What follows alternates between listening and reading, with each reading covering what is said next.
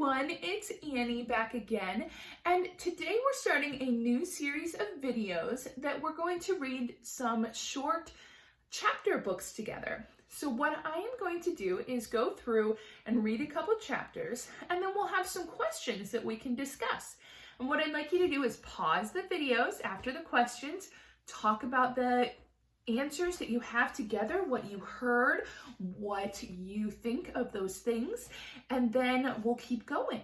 So that's way we have a little bit of discussion about the stories that we're reading. Today, we are going to start James and the Giant Peach. It's by Roald Dahl. So let's get into it. All right. There's a picture here at the beginning.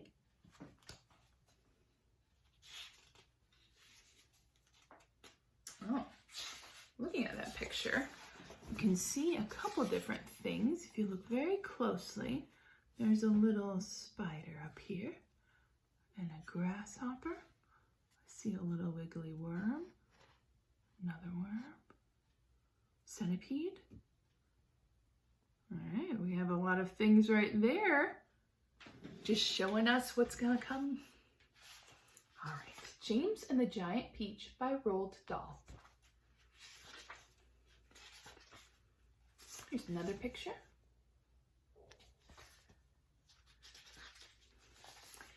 Here is James Henry Trotter when he was about 4 years old. Up until this time, he had had a happy life, living peacefully with his mother and father in a beautiful house beside the sea. There were always plenty of other children for him to play with, and there was the sandy beach for him to run about on, and the ocean to paddle in. It was the perfect life for a small boy. Then, one day, James's mother and father went to London to do some shopping, and there a terrible thing happened. Both of them suddenly got eaten up, in full daylight, mind you, on a crowded street by an enormous, angry rhinoceros which had escaped the London Zoo. Now this, as you can well imagine, was a rather nasty experience for two such gentle parents. But in the long run, it was far nastier for James than it was for them. Their troubles were over in a jiffy. They were gone in 30 seconds flat. Poor James, on the other hand, was still very much alive, and all at once he found himself alone and frightened in a vast, unfriendly world. The lovely house by the seaside had to be sold immediately, and the little boy, carrying nothing but a small suitcase containing a pair of pajamas and a toothbrush, was sent away to live with his two aunts. So there's James in his suitcase. Their names, his aunts, were Aunt Sponge and Aunt Spica. I am sorry to say that they were both really horrible people. They were selfish and lazy and cruel, and right from the beginning, they started being mean to poor James for almost no reason at all. They never called him by his real name, but always referred to him as, "You disgusting little beast," or "You filthy nuisance," or "You miserable creature." And they certainly never gave him any toys to play with or any picture books to look at. His room was as bare as a prison cell.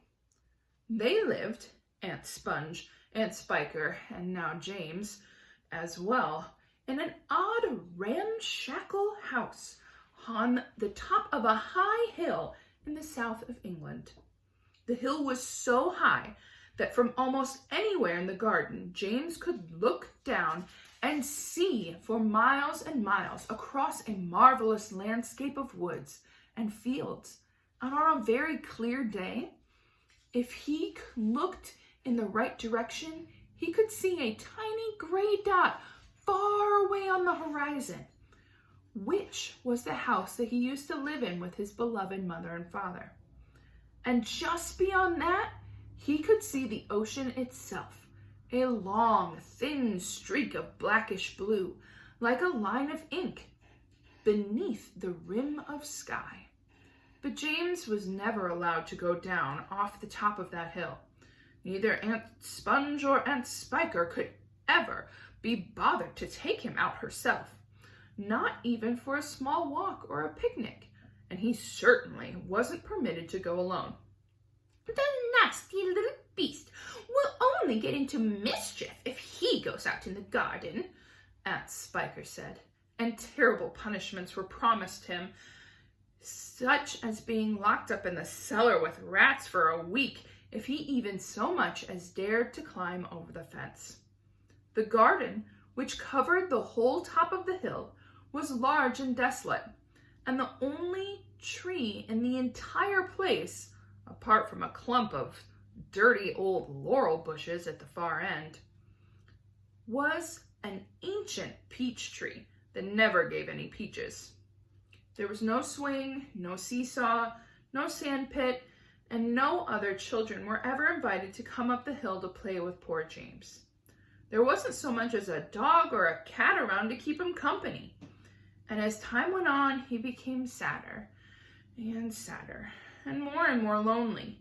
And he used to spend hours every day standing at the bottom of the garden, gazing wistfully at the lovely but forbidden world of woods and fields and ocean that was spread out below him like a magic carpet. There's a picture of Aunt Sponge and Aunt Spiker in their house on top of the hill. There's that sad little peach tree too. Chapter 2.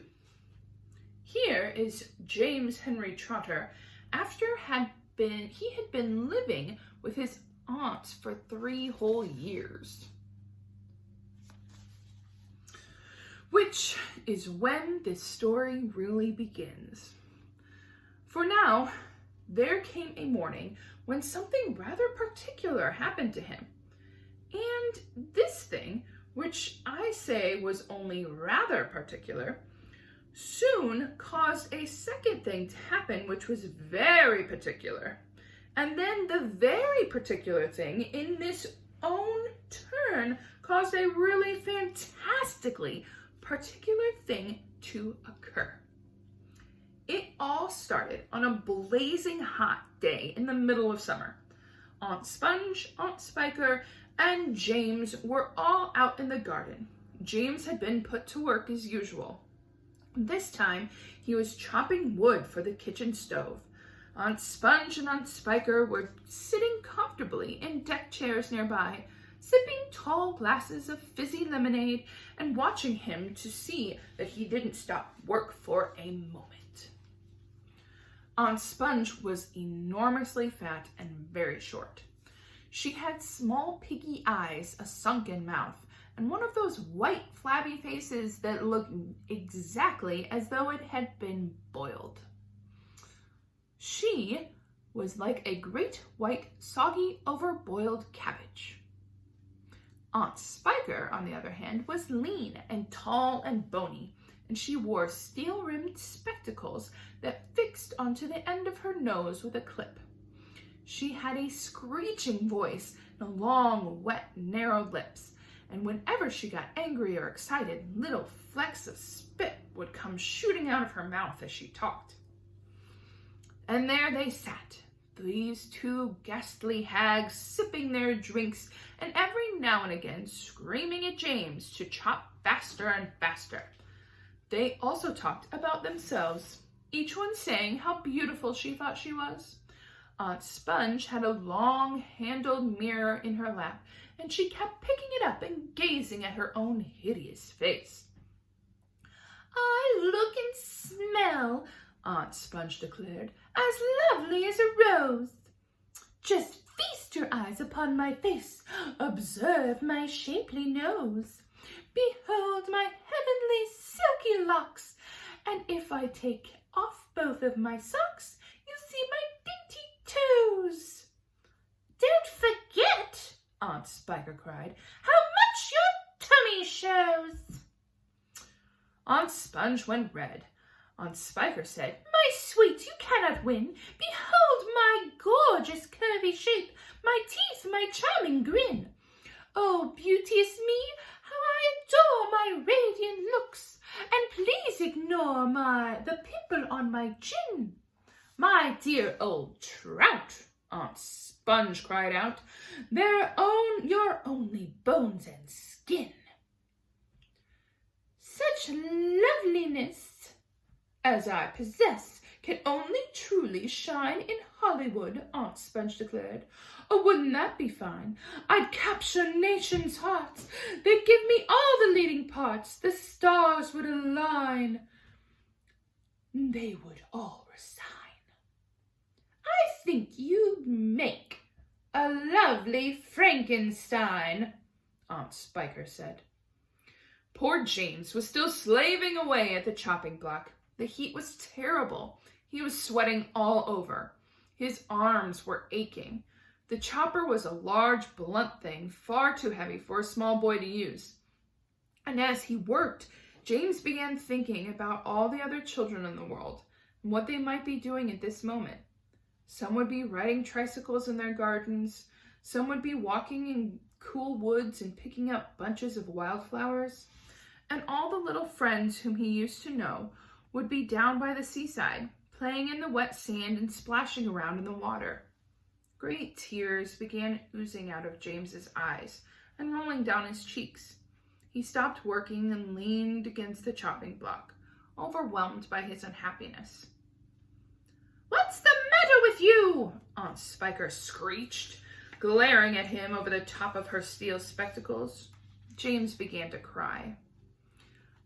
Stop that immediately and get on with your work, you nasty little beast, Aunt Sponge ordered. Oh, Aunt Sponge, James cried out, and Auntie Spiker, couldn't we all please, just for once, go down to the seaside on the bus? It isn't very far, and I feel so hot and awful and lonely. Why, you lazy good-for-nothing brute, Aunt Spiker shouted. Get him, cried Aunt Sponge. I certainly will, Aunt Spiker snapped. She glared at James, and James looked back at her with large frightened eyes. I shall beat you later in the day when I don't feel so hot, she said. And now get out of my sight, you disgusting little worm, and give me some peace. James turned and ran. He ran off as fast as he could to the far end of the garden and hid himself behind that clump of dirty old laurel bushes that we mentioned earlier on.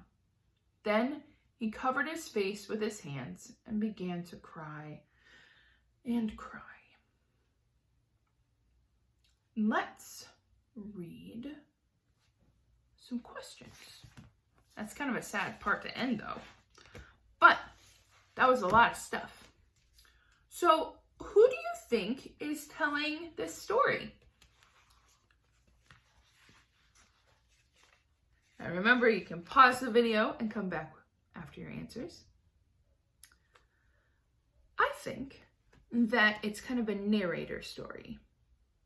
You know, so it's not James, it's somebody who's watching the story. At the very beginning, the author said, James had a perfect life. Why did it change from perfect to dreadful? You guys remember?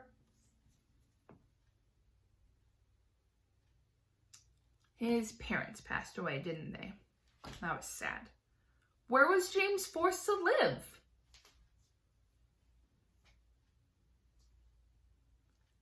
He was forced to live with his Aunt Sponge and Aunt Spiker. Their house was high up on a hill, very far away from all his friends and things that he liked to do. What did James take with him? Remember, he had, let me find a picture. This little thing. What did he take with him in his suitcase? It says a pair of pajamas and a toothbrush. That's all he had. I feel like there's more space in that suitcase. Do you think his aunts were very nice or good guardians, so good people to watch over James and be with him? I don't think so either. They were not nice to him. They didn't help him have fun or do things nicely. So yeah, sometimes we have to do chores, and that's okay. But you shouldn't give a little boy an axe that's super heavy or an axe at all. Maybe washing the dishes is probably a better chore, right? They were also pretty mean to him. They called him mean things. That's not nice. So a couple other things are some words to think about. So Roald Dahl does a good job of using adjectives, which are describing words. And so some that he used that I want you to kind of define together. So maybe if you need to pause it after the word and talk about what it means, or if you need to pause it and look it up, that's fine too. I had to look a couple of these up. So the first word is ramshackle. So something that is ramshackle is run down. It's old, it's falling apart, it looks really bad. A nuisance. What's a nuisance? Something that's annoying or bothersome or always there. You can call a fly or a gnat that's always buzzing around you a nuisance. Mischief. Mischief is like getting into trouble. It's doing not great things all the time. Desolate is our next word. Desolate.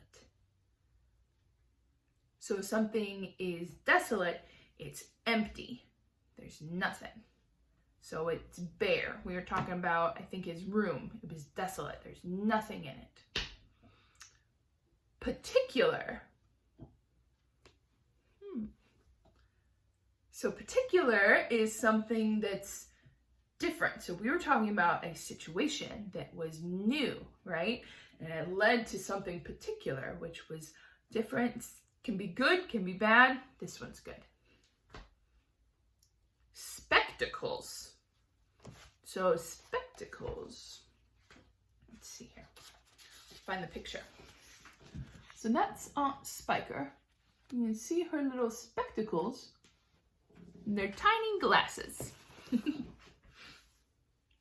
And the last one is hag.